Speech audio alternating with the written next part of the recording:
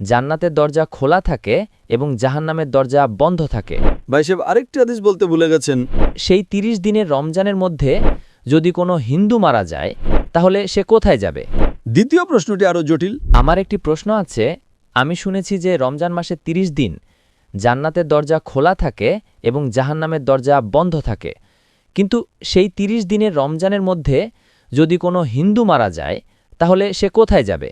ভাইরে ভাই, ডক্টর জাকির নায়েককে একজন হিন্দু মানুষ প্রশ্ন করছেন যে রমজান মাসে জাহান্নামের দরজা বন্ধ করে দেওয়া হয় আর জান্নাতের দরজা খুলে দেওয়া হয়, তাহলে কি হিন্দুরা জান্নাতে যেতে পাবে?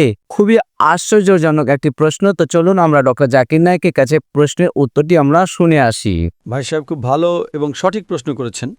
প্রশ্নকে কখনো ভুল বলা উচিত নয়, ভুল বললে তা প্রমাণ করতে হয়।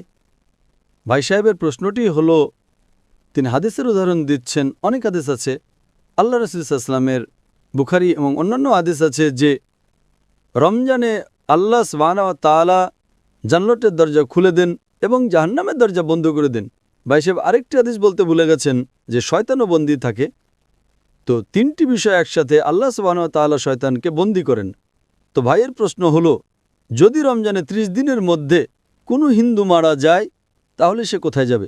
অনেকে প্রশ্ন করে, শয়তান শিকলে বাঁধা থাকে, শৃঙ্খলবদ্ধ, কড়া, হাত কড়া তো বলতে পারবো না, কড়া কড়া শিকলে বাঁধা। শয়তান শিকলে বাঁধা থাকে, তবুও আমরা দেখি গুনাহ হচ্ছে। যদিও রমজানে গুনাহ কম হয়, তবু গুনাহ তো হয়, তাই না? তো শয়তান শিকলে বাঁধা থাকে, তাহলে গুনাহ কেন হয়? এটাও একটা প্রশ্ন কি না? যদি শয়তানকে আল্লাহ তাআলা শিকলে বাঁধা রাখে রমজানে, আমরা দেখি তবু চুরি হয় কি না? কম হয় কিন্তু হয়। তবু লোকেরা মদ্যপান করে, কম পান করে। যখন শয়তান শিকলে বাঁধা, তবে কেন এই ভুল হয়? কিভাবে এই গুনাহ হয়?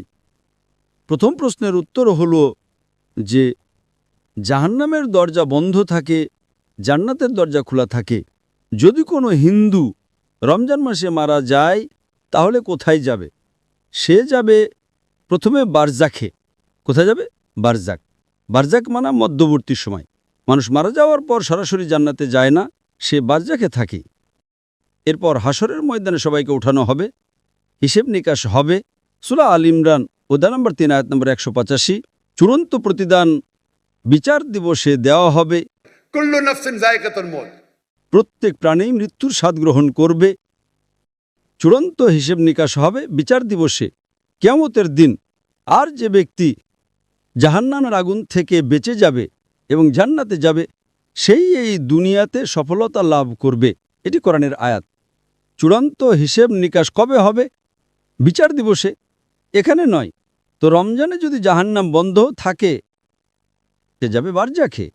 রমজানের পর তো জাহান্নাম খুলবেই, তাই না? রমজানের পর তো দরজা খুলবেই, তাই না?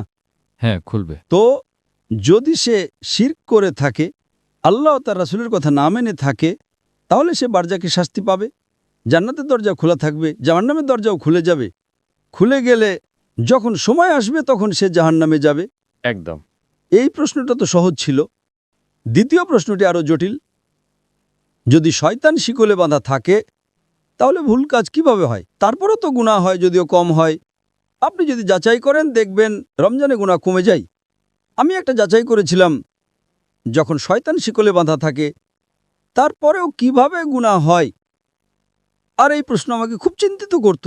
আমি যখন দাওয়াতে নতুন ছিলাম, আলহামদুলিল্লাহ কেউই প্রশ্ন করেনি, খুব চিন্তিত করত, কিন্তু আল্লাহ এর উত্তর দিয়ে দিয়েছেন।